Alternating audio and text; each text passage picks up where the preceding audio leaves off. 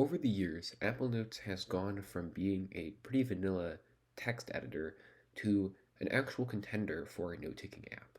There's been a lot of new features that have been added in recent years, and it's gotten to the point where it's notable enough that I think people could actually use it, and I've actually been using it myself. So, as that's the case, I decided I might as well share a lot of the abilities that Apple Notes has and why it's become a tool that I actually use more than most other note taking apps. The first thing that Apple Notes has added is tags. Now, tags have been in Apple Notes for a while. This isn't really new news, but to somebody who's not aware of Apple Notes, the ability to have tags is pretty great. They function as you'd expect. You have the tag here, you put it at the top of the note or anywhere in the note, and then in your little tag pane down here, if you click on it, it shows you every single note that has the note, that has the tag that you've clicked. If you click it again, it shows you every note that doesn't have that tag. I'm not going to show you that because it'll bring up all of my personal notes. They also added linking, which is mainly the reason I made this video. Linking was added in the most recent iOS and Mac updates, which came out basically over the course of the last 2 weeks.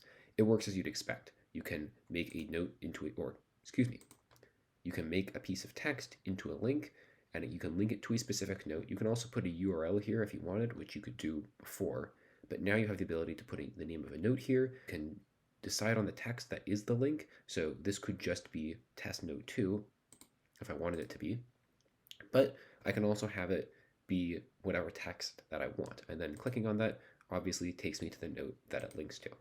The other two additions that have come out recently in those same updates are updates to text styling. Now, we've only had a couple of options for text styling over the last decade, basically. You had all these, and that was basically it. You didn't have block quote, and monostyle just made the text look like that. Now, block quote actually puts this nice little indent here, and monospaced or monostyled, whatever you want to call it, actually highlights or puts a gray background around the relevant text. I assume that this could be pretty nice if you had coding text that you put in there, if you're taking notes on code, or if you just wanted to kind of change up the way that text looks. Now, one interesting thing is that you cannot format this any differently. These are all mutually exclusive, so you can't have a title and monostyled. I believe you can have italicized and monospaced or monostyled, but you cannot have any other form of formatting overlap with any of the other ones. So you also can't have a block quote that is, for example, your title. Oh, never mind. You can. Um, yeah, ignore that.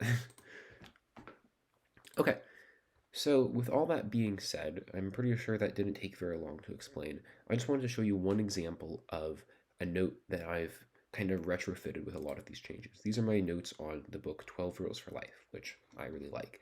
But down here at the bottom, I've used block quotes to organize all of these quotes. And then, no, this needs to be italicized. What a amateur move. But then also up here at the top, this quotes heading now actually links to my note that has all of my favorite book quotes in it. So that's just an example of how you can use all of these features to weave together your notes in Apple Notes. My advice to you is not to go overboard on them. The entire system of Apple Notes is not designed like something like an Obsidian, where all of these features are supposed to be used as much as possible, or that's what it feels like.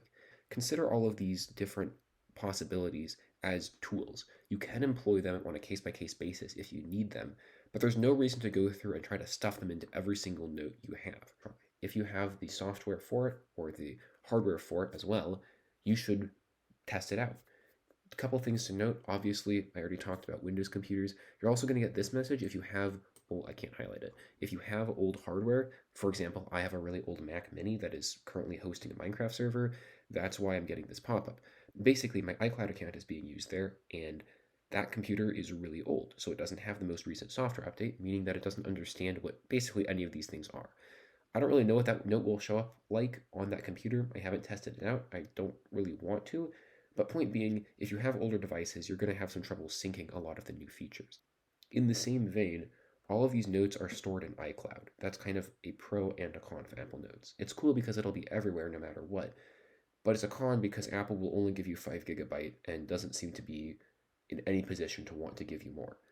So, because of that, be careful with what you put in Apple Notes. If you're using it for something like iMessage as well, it can fill up pretty quickly if you spam somebody with videos or movies or even photos. So, be mindful of your storage, maybe upgrade or just be careful with what you put in your notes.